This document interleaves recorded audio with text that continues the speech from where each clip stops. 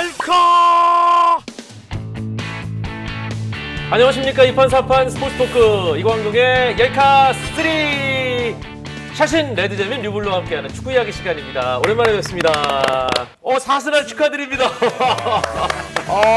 이야. 네, 리즈전 고비를 넘어갔는데 네. 그럼에도 불구하고 그 얘기는 며칠 있다 합시다. 자, 홍재민 기자. 금요일 새벽 토트넘 대 아스날 승자는 어디입니까? 토트넘이 이깁니다. 이렇게 해야 되는 건 맞아요. 네, 인정하게 할게요. 손흥민이 네, 골을 네. 넣고 오케이. 토트넘이 네. 이깁니다. 오케이. 왜냐면은 그게 더 재밌으니까. 전 사실 어제 리즈 굉장히 응원했거든요. 왜냐면은 둘 다 남이니까 저한테는 최대한 개싸움에 가까운 상태에서 만나라. 요런 이 마음으로 리즈를 굉장히 응원했거든요. 저희가 사실은 지난번에 4위 경쟁을 할 때는 토트넘, 맨유, 아스널 이렇게 그 순서를 정해서 했었거든요. 왜냐면 그때 순위가 그랬으니까. 예. 근데 지금 보니까 맨유는 멸망하고 있습니다. 예. 그래서 오늘 긴급 진단. 맨유는 지금 왜 그 모양이며 과연 다음 시즌에 레드제민이 그렇게 좋아해 마지 않는 테나흐 감독과 함께 비상에 성공할 수 있습니다. 2013년에 퍼거슨 감독이 맨유를 떠나고 나서 맨유가 정말 많은 부침을 겪었습니다만 2021, 2022 시즌 같은 처참한 모양새는 아니었다. 저는 그런 생각이 드는데 이 올해 맨유를 응원하셨던 분들, 맨유 축구를 관심 있게 보셨던 분들 이제 결과를 한번 찬찬히 돌아보시면 제 말이 맞죠? 맞죠. 예. 네. 이게 벌써 아직 시즌이 안 끝났는데 예. 그 챔피언스리그는 이미 끝났고요. 말씀하신 대로 7위가 되느냐 6위가 되느냐만 남았고 7위가 퍼거슨 감독 떠난 이후 가장 안 좋은 성적이었는데 네, 7위가 한 번 있었거든요. 그랬던 것 같습니다. 예. 그리고 프리미어리그 역대 최소 승점을 예약해놨습니다. 이미. 그리고 56실점하고 있는데 이미 최다 실점입니다. 제가 다 찾아봤잖아요. 네. 그리고 1부 리그 팀이 한 시즌에 왓포드와 브라이튼에게 4골씩 먹은 것도 최초입니다. 팀들이 1부를 왔다 갔다 하는 팀들인데 같이 1부에 올라갔을 때 연속으로 4골을 얻어맞았다. 이거는 충격인 것 같아요. 근데 브라이턴은 세잖아요, 사실. 세죠. 순위 자체가 뭐 맨유전 하기 전이라 할지라도 10위 근방 아닙니까? 맞습니다. 네, 이 정도 순위 프리미어리그 팀이면은 기본적으로 만만치 않은 팀인 거예요. 아니 그래도 우리가 이 주제를 정하고 약속이 나는 듯이 브라이튼에게 4대 0으로 지는 건 맨유 입장에서는 좀 거기 맨유 원정 팬들 표정이 딱 말해주잖아요. 호날두 표정이 다 말해주죠. 예. 맨유가 4골 먹은 경기가 꽤 많은 것 같다. 4골 먹은 경기가 5경기고요. 5골 먹은 경기가 1경기가 있더라고요. 예. 리버풀에게 상대 전적이 2패에 0골에 9실점. 맞습니다. 예. 그렇더라고요. 그것 때문에 지금 손흥민 선수가 살라 선수에게 아직까지도 안타깝게 조금 뒤지고 있는 거 아닙니까? 다 맨유 때문이네. 때문에. 이게 뭐 4위 경쟁에서 멀어진 것뿐만이 아니라 역사상 최악의 시즌으로 향하고 있는데 자 우리 맨유 선수들의 간절함에 대해서 주목했던 레드제민. 예. 맨유의 가장 큰 문제는 뭡니까 지금? 이렇게 비정상적인 굉장히 드문 스코어가 나는 가장 큰 이유는 분위기가 무너졌다고밖에 설명이 안 되죠. 실력이 4대 0 실력이냐? 그렇지는 않잖아요, 사실. 그러면은 실력도 실력이지만 몸값이 몸값도 4대 0날 그렇고 0대 4날 뭐 몸값이냐 말도 안 되는 거죠. 우리가 지금 당황스러워하는 만큼 맨체스터 유나이티드는 뭐 굉장히 큰 클럽이고 그런데 이런 경기력이 나온다? 이런 스코어가 나온다? 그야말로 이제 이 모래알이 되지 않았나 저 팀의 멘탈리티가 그렇게밖에 설명이 안 되고 그거의 가장 큰 이유는 랄프 랑닉 감독의 이 실언 퍼레이드가 좀 굉장히 컸다고 생각을 해요. 예를 들면요. 뭐 올여름 이적 시장에서 대대적인 보강을 하겠다. 시즌 도중에 그런 말을 하면은 지금 뛰는 선수들한테는 그 말이 어떻게 들리냐면 올 시즌 일단 지금은 열심히 하는데 올 시즌 끝나고 너희 다 쫓겨날 거야.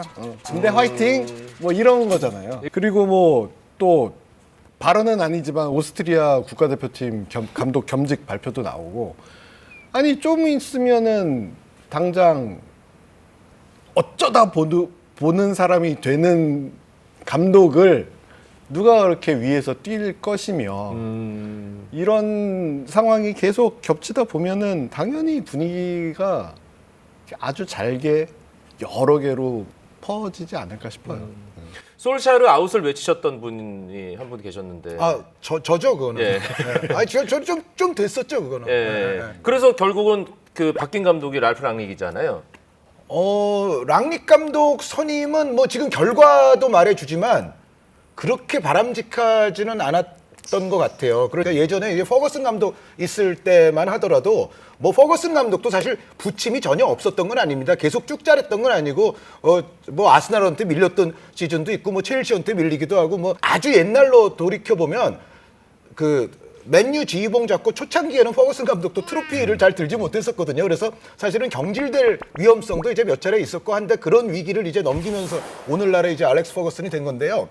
퍼거슨 감독이 그래도 지휘봉을 잡을 때 맨유는 약간의 세부적인 스타일 변화는 있어도 우리가 맨체스터 유나이티드 했을 때 딱 연상되는 저 팀은 꺾기 굉장히 어려운 팀이라는 이미지라는 게 있었어요. 팀의 정체성이라는 게 있었고 퍼거슨 감독의 여러 가지 종합적인 매니지먼트 역량 중에서 가장 눈에 들어오는 것 중에 하나가 자신이 엄청나게 헝그리 정신을 계속 유지를 하고 자신의 제자 선수들도 자신과 똑같은 수준의 헝그리 정신을 꾸준히 갖지 않으면 아무리 자신과 친했다거나 아무리 클럽에 공헌이 많은 선수들도 매몰차게 내쳤던 게 퍼거슨 감독이거든요. 요참이건 스타건 그렇죠. 예, 그 누구건 아니면 아주 애지중지하던 뭐 선수건 뭐 그 아무 상관없이 퍼거슨 감독은 항상 팀을 그런 스타일로 유지를 했어요. 정말 상대를 물어뜯을 듯한 뭔가 안 되는 것도 되게 할 듯한 뭔가 전력은 우승급이 아니라는 생각이 드는데도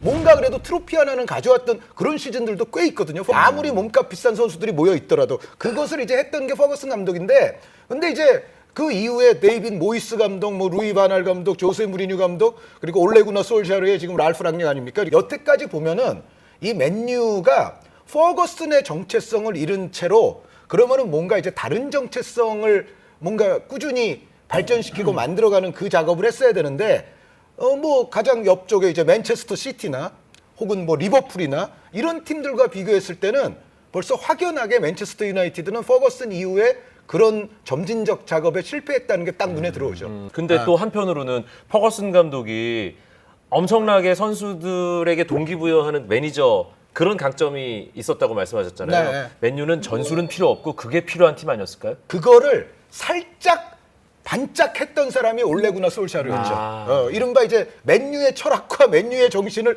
가장 몸소 잘 알고 있는 맨유의 큰형님 같은 사람이 또 아주 레전더리한 맨유 팀의 일원 아니었습니까? 왜냐하면 네. 퍼거슨의 시대를 가장 오랫동안 직접 경험했으니까. 그러니까요. 네. 그래서 솔샤르 감독이 왔을 때 처음에는 괜찮았잖아요. 처음에 막 연속 뭐 무패 가도 오랫동안 달리고 처음에는 어떻게 보면 맨체스터 유나이티드에 필요한 형님 리더십이 왔다라는 소리 들었었죠. 네. 그런데 그게 그렇게 길지 않았죠. 왜? 솔샤르 감독은 역시 전술적인 요소나 이런 부분에 있어서의 세밀함이 상당히 부족했어요. 그러니까 물론 퍼거슨 감독 아까 얘기할 때 중요한 그런 리더십에 관한 얘기도 했습니다만 사실 요즘 축구는 그것 한 가지로만은 갈 수 없거든요. 그렇죠. 그리고 퍼거슨 감독은 이걸 아셔야 돼요. 그러니까 본인이 전술 천재는 아니지만 항상 예를 들어 스티브 맥클라렌이라든가 카를로스 케이로스라든가 주변에 자신의 어떤 전술적 부분을 도와줄 수 있는 코치들을 많이 데리고 있었죠. 그 다음부터 이제 맨체스터 유나이티드를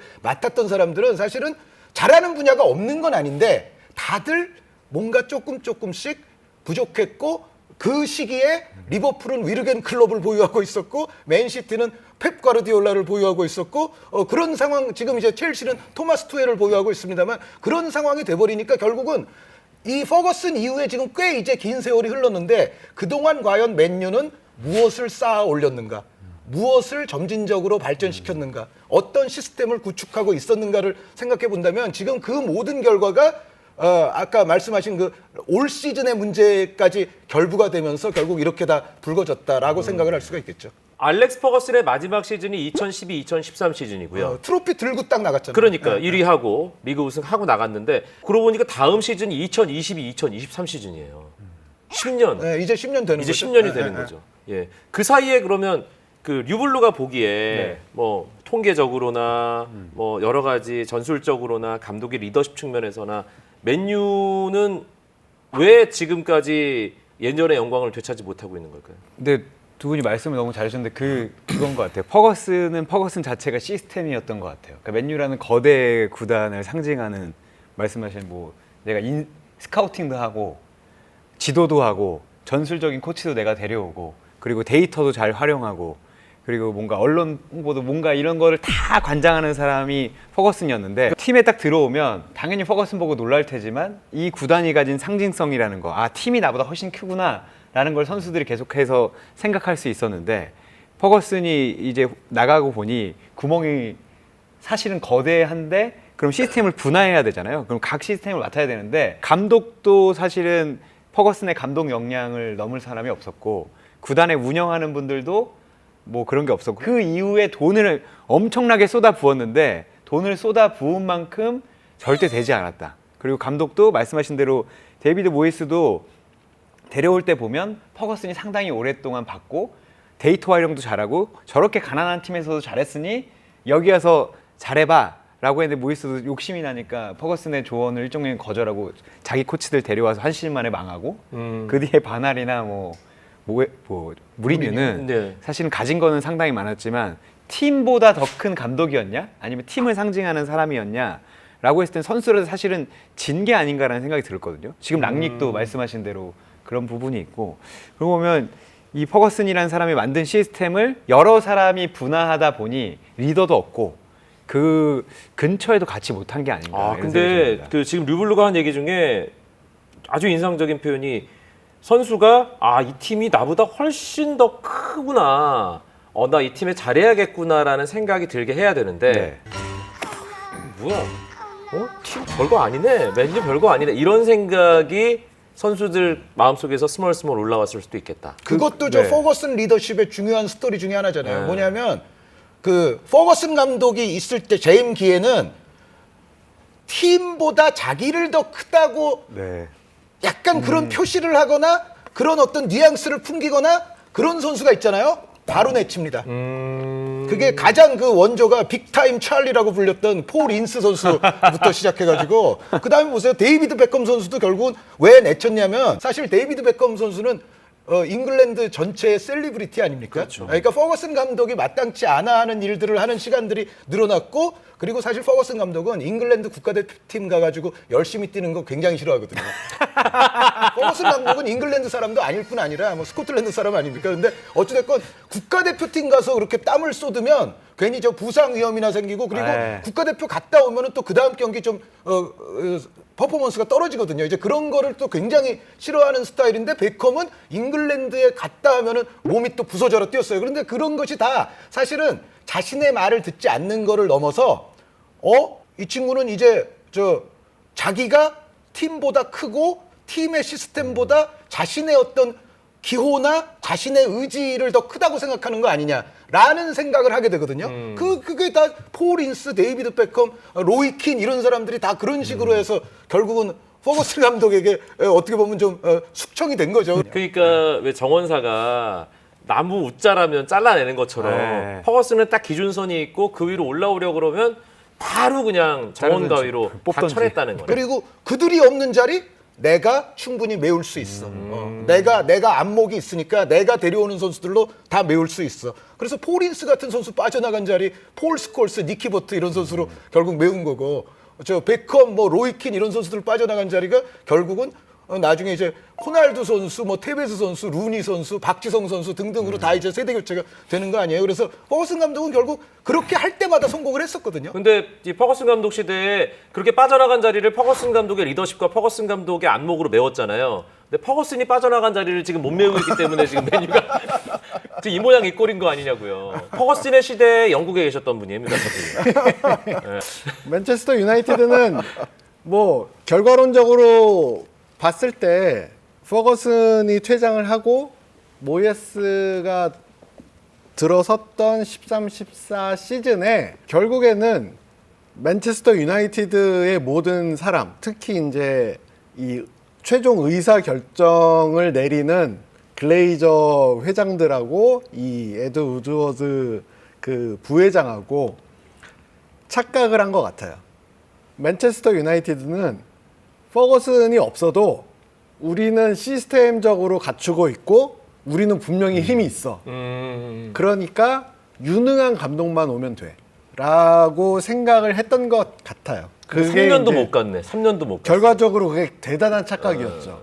맨체스터 유나이티드가 그렇게 고공비행을 할 수 있었던 이유는 결국에는 퍼거슨의 힘이었던 거예요. 결국에는. 퍼거슨 감독이 퇴장을 할 때 이 프론트의 수장이 에드 우드워드가 아니라 축구 클럽의 경영에 있어서 빌딩에 있어서 굉장히 다년간 경험을 쌓은 인물이었거나 혹은 유럽 대륙에서 다양한 축구를 보면서 다양한 상황을 경험했던 사람이 만약에 CEO로 있었으면은 좀 다른 선택을 하지 않았을까. 퍼거슨 하나 나갔으니까 요것만 요렇게 메우면 돼가 아니라 이게 나갔으니까 이제 이 밑에 하부 단도 체계적으로 다 바꿔야 된다라는 생각을 하지 않았을까라는 이제 생각을 하게 되죠. 그런데 그게 안 됐다는 거죠. 그게 전혀 되지 않았죠. 그러니까 가장 비교적으로 리버풀 맨시티의 상황과 비교해 보면 아주 좋은데요. 리버풀 같은 경우는 팬웨이 스포츠 그룹에 관해서도 리버풀 팬들이 불만이 없는 건 아니지만 가장 잘한 게 위르겐 클럽을 데려온 겁니다. 왜냐하면 자신들은 축구를 그렇게 잘 모르고 아마 지금도 잉글랜드 축구의 여러 가지 전통이나 본질을 100% 이해 못할지도 모르는데 그럼에도 불구하고 감독을 하나 잘 데려다 놓으니까 그 다음부터는 이 사람이 팀을 점진적으로 알아서 발전을 시켜주잖아요. 그러니까 클롭 감독에도 물론 시간은 조금 필요했죠. 시간 뭐 오자마자 뭐 모든 걸 다 우승하거나 그런 건 아니지만 어찌됐건 클롭을 데려다 놓으니까 지금 오늘날의 리버풀이 이제 존재할 수 있는 거고 맨체스터 시티 같은 경우는 과르디올라 감독도 왔지만 페란 소리아노 등을 비롯해서 아까 좀 전에 레드가 말씀하신 유럽 축구에 능통한 디렉터와 그 시스템을 가져왔잖아요. 베리기스타인도 있죠. 치키 베기리스타인도 있고 그래서 그러니까 뭐 바르셀로나 쪽 사람들이죠. 그런데 이 사람들이 이제 과르디올라와 더불어서 계속 이제 선수 영입이라든가 시스템을 만들어 가니까 여기도 뭐 만수르 구단주는 사실 뭐 좋은 시설 많이 지어주고 뭐 그런 거는 아주 잘하지만은 뭐 직접 와가지고 뭐 자기가 선수를 데려오고 뭐 이런 것까지는 안 하잖아요. 그런데 그럼에도 불구하고 시스템을 딱 갖춰 놓으니까 이제 여기는 또 굴러가는 거예요. 그래서 클럽을 데려다 놓은 리버풀 그리고 과르디올라 및 바르셀로나 시스템을 또 구축을 일찌감치 해놓은 맨시티 이런 쪽은 계속 점진적으로 이제 갈 수 있는 거예요. 근데 반면에 맨체스터 유나이티드는 그런 감독도 갖다 놓지 않았고 그런 시스템도 갖다 놓지 않았어요. 그러니까 그 모든 것이 누적돼서 이제 올 시즌 정도에서는 완전히 지금 터지고 있다고 봐야 되겠죠. 그렇게 10년 가까이 옛 영광과는 거리가 먼 그런 축구와 그런 성적을 보여주고 있는 맨체스터 유나이티드 우승컵 사실 리그 우승을 단 한 번도 못했거든요. 퍼거슨 떠난 이후로. 자 이제 그런 감독이 될 수도 있는 지금 유럽에서 가장 떠오르고 있는 아약스를 엄청나게 강력한 팀으로 만들었던 에릭 테나흐를 이제 2022-2023 시즌부터 리더로 영입을 했거든요. 자, 에릭 테나흐는 어떤 감독입니까? 테나흐 레디제님. 리버풀이 클롭을 데려왔을 때 그때처럼 될 수 있을까요? 일단 테나흐 감독이 지금까지 보여준 모습은 베스트 그러니까 나쁘지 않습니다. 나쁘지 않다고 말씀드리는 이유는 아직까지는 빅5에서 실적이 없기 때문에 물론 테나흐 감독이 챔피언스리그 무대 네덜란드 특히 네덜란드 무대에서 보여준 그 실력은 수완은 압도적이에요. 압도적인데 나쁘지 않다고 말씀드린 이유는 일단 좀 전에 말씀드린 것처럼 빅5에서 아직 경험이 없고 그리고 맨체스터 유나이티드라는 정말 사공이 많은 곳으로 지금 또 오는 거잖아요. 클럽 말씀하셨는데 그런 면에서 클럽은 최소한 챔피언스리그 결승까지 올라가 본 사람이었어요. 그렇죠. 그리고 바이에른을 쓰러뜨렸던 사람들이 이미 도르트문트에서 예. 증명을 했었어요. 독일 자체가 빅리그니까. 네, 그렇죠. 빅리그고. 그런데 이제 테나흐를 나름대로는 모든 거를 바꾸겠다. 진짜 가족 빼고 다 바꾸겠다. 이런 심정으로 랄프 랑닉도 데리고 오고 이제 테나흐도 데리고 오는 걸 텐데 지금 같은 상황에서는 테나흐 감독이 맨체스터 유나이티드에서 성공을 하기 위해서는 정말 전대미문의 인내심이 필요할 것이다라고 생각을 해요. 누구의 인내심인가요? 그 맨체스터 지켜보는 유나이티드의. 사람들의 맨체스터 맨유 팀 유나이티드. 차원의 네. 인내심.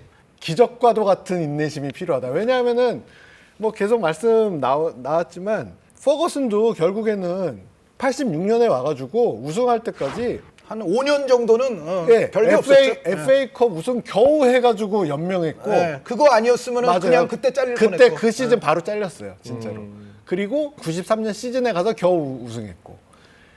테너 감독이 지금까지 보여줬던 축구를 맨체스터 유나이티드에서 구현을 하려면 최소 3년은 그냥 가야 된다. 최소 3년.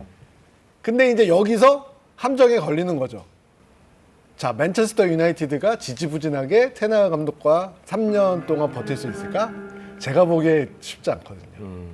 굉장히 골치 아프고 시끄럽고 까다롭고 그런 구단임에 그렇죠. 틀리가 없으니까요. 예. 에... 아니 테너 감독의 리더십은 어떤 유형이에요? 전술적으로 아니면 선수들 관리하는 차원에서의 리더십? 일단 굉장히 대륙에서 나오는 이 이른바 이제 과학적인 축구를 구사를 하지요.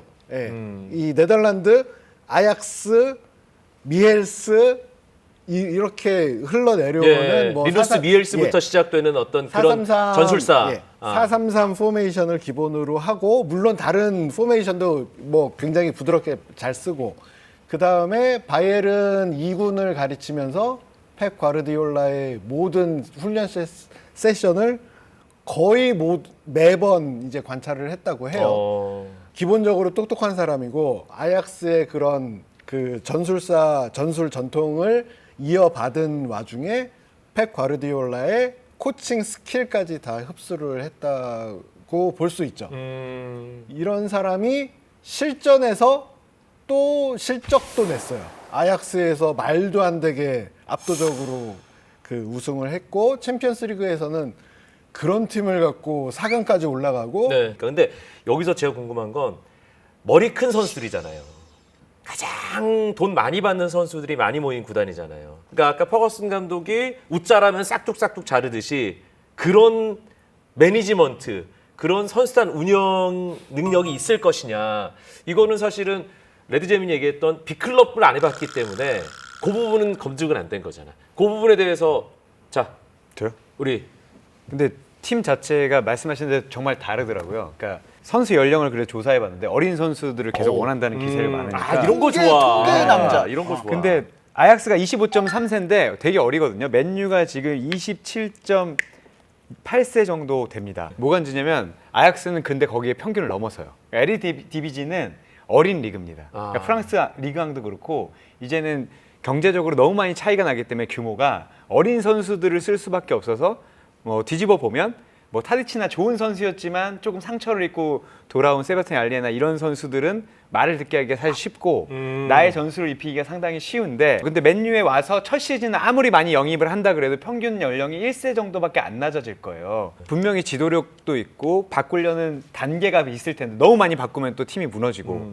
근데 이걸 버텨줄 수 있고 저는 자신도 버틸 수 있느냐 없느냐가 차이가 있을 것 같아요. 선수들과의 보이지 않는 무리뉴가 비하인드 씬이라고 표현을 했던 것 같은데 보이지 않는 부분을 언론에게 설명할 수도 없고 팀 관계자에게도 설명할 수 없는 그 부분을 테나가 견뎌내면 2, 3년 정도 견뎌내면 저는 3년째는 괜찮을 것 같은데 제 생각에는 테너 감독이 지금 맨유에 와서 저는 무조건 비싼 선수를 요구할 거라고까지 생각은 안 합니다. 물론 맨체스터 유나이티드가 영입하는 거니까 가격은 당연히 프리미엄 붙어서 뭐 웬만한 선수도 다 가격이 올라갈 것이고 그리고 맨유의 영입이니까 분명히 거기에는 지금 뭐 인구에 회자될 만큼의 비싼 선수도 한 명 정도는 포함되겠지만 제 생각에 테너 감독은 결국은 자신의 축구를 가장 잘 구현할 수 있는 성향과 그런 요소들을 지닌 선수들 위주로 맨유의 선수단을 바꾸려고 할 공산이 저는 더 크다고 보거든요. 예를 들어 뭐 도니 반더백은 이제 다시 중용될 가능성이 높다 뭐 그런 기사 많았죠. 예를 들어 가정을 했을 때 세바스티안 알레 정도 급의 선수를 하나 데려온다. 아니면은 그 아약스에서 한 것처럼 예를 들어 데이비 클라센이나 뭐 스티븐 베르하우스 정도 같은 선수를 데려온다. 그랬을 때 맨체스터 유나이티드 팬들이 이걸 과연 우려 없이 바라볼 수 있는가. 근데 테나는 분명히 생각이 있을 거거든요. 자기가 지금 생각하고 있는 축구에 이 선수가 맞으니까 하려고 할 거예요. 그럼 모든 감독들이 네. 그렇게 생각하고 그렇죠. 결정할 수 있는 거죠. 그런데 네. 그게 맨체스터 유나이티드에서 봤을 때는 자신들의 여태까지의 영입 스타일과는 조금 다르고 조금 불안한 선수처럼 보이고 그럴 수도 있어요. 그런데 이럴 때 이제 테나우에 대해서도 인내가 필요하겠지만 테나우가 자신의 축구를 구현하기 위해서 등용하는 선수들이 있을 텐데 그 선수들에 대해서도 과연 인내를 가질 수 있을 것인가? 맨유의 팬들이 그러니까 이것도 좀 지켜봐야죠. 테나 감독은 제 생각에는 웨스트햄이 치고 올라와서 맨유가 7위로 떨어지길 바랄 수 있어요. 그럴 수도 있어요.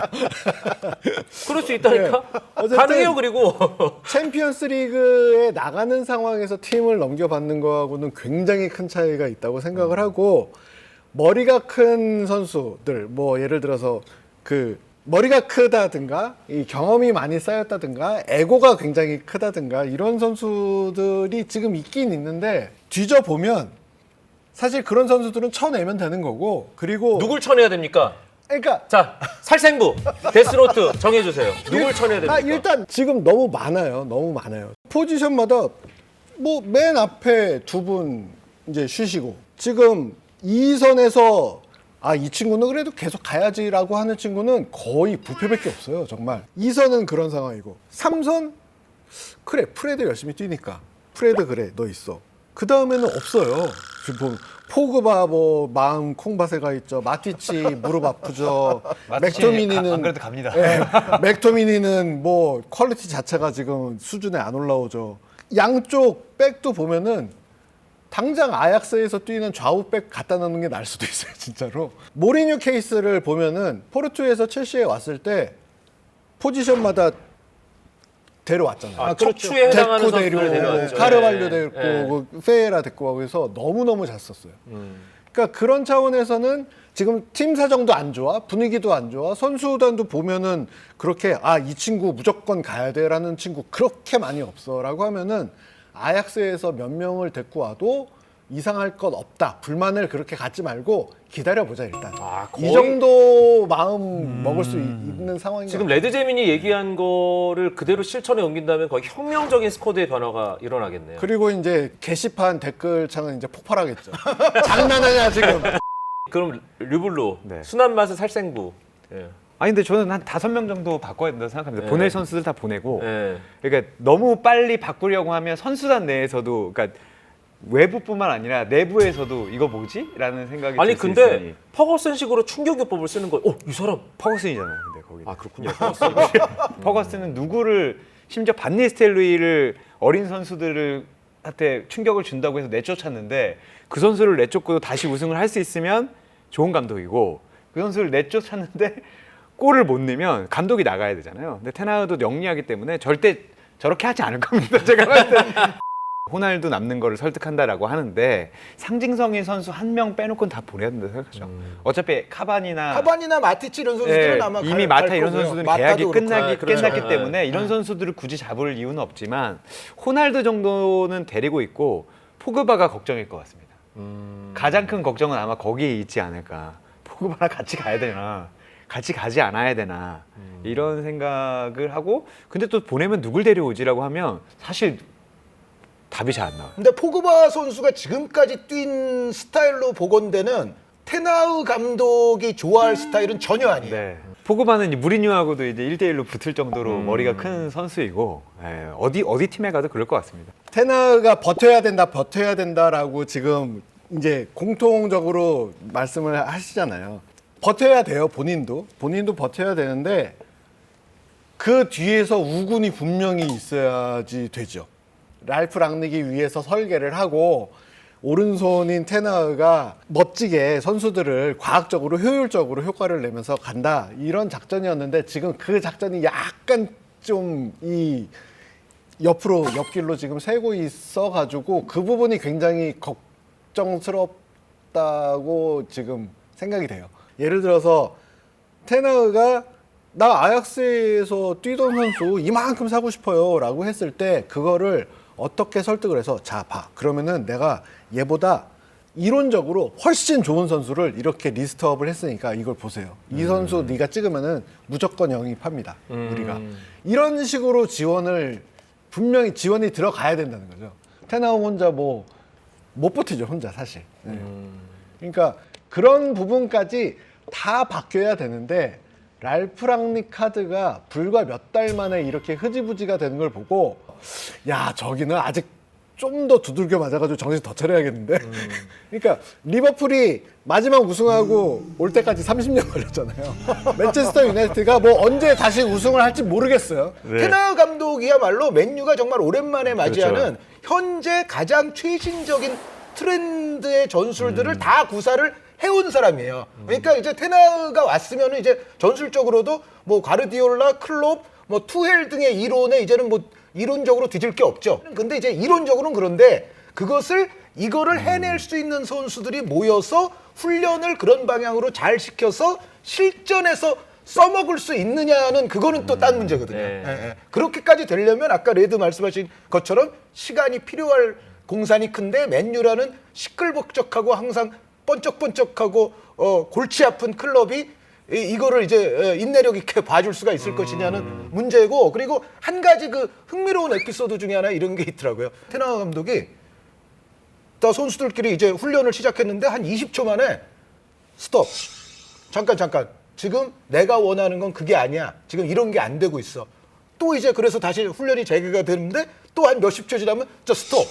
지금 또 이게 안 되고 있잖아. 계속 초기에는 몇 주 동안 그런 일을 경험을 한대요. 근데 이제 몇 주가 지나고 나면 테나우 감독의 축구가 뭔지를 선수들이 어느 정도 이제 그때부터는 실현을 한다고 그러더라고요. 그래서 이분도 약간 최신 그 전술 트렌드 그 감독들이 상당수가 그렇듯이 조금 또 완벽주의 기질도 좀 있는 것 같아요. 쪽집게 과외 교사 같은 약간 그런 스타일의. 전술적으로는 융통성도 있죠. 뭐 포메이션상으로도 융통성이 있곤 하지만은 훈련 세션이나 이런 걸 운영함에 있어서는 분명히 조금 완벽적인 그 아약스스러운 게 있을 거예요. 그런데 그게 또 이제 자신의 성향에 맞지 않는, 예를 들어 기존의 맨유에 말씀하신 그 머리 굵은 선수들이 많은 상황에서 이런 훈련을 시키려면 그러면은 또 그게 조금 문제가 될 수도 있어요. 예, 그럴 수 있을 것 같아요. 예. 열카? 에릭 테나흐라는 가장 기대되는 감독과 함께 2022-2023 시즌부터 맨유가 과연 예전의 영광을 되찾을 수 있을까, 오늘 세 분과 이야기를 나눴는데요. 한 줄 요약으로 마무리하겠습니다. 류블루. 네, 미션 임파서블 맨유 편 기대하겠습니다. 아니 잠깐, 그러니까 그게 글자 그대로 임파서블하다는 얘기인가, 아니면 톰 크루즈가 뭐 결국은 다 해내듯이 해낸다는 얘기인가? 그게 궁금합니다. 양쪽 다입니다.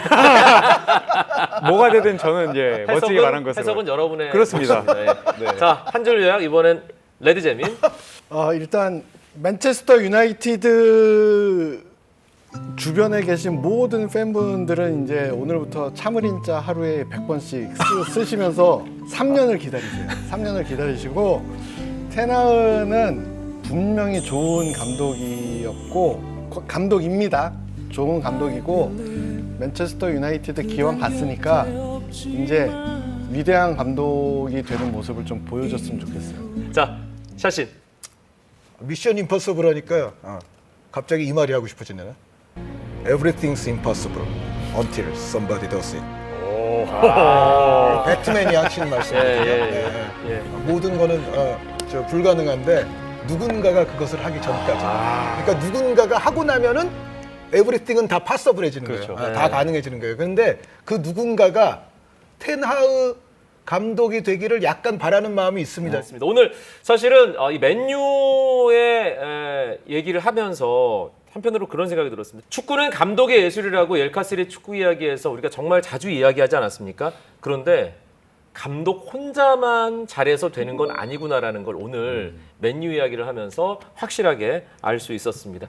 자, 맨유는 과연 부활할 수 있을 것인지, 테나흐 감독과 함께하는 2022-2023 시즌에 또 엘카스리에서 얘기하게 되겠죠. 샤신 레드재민 류블리였습니다. 고맙습니다.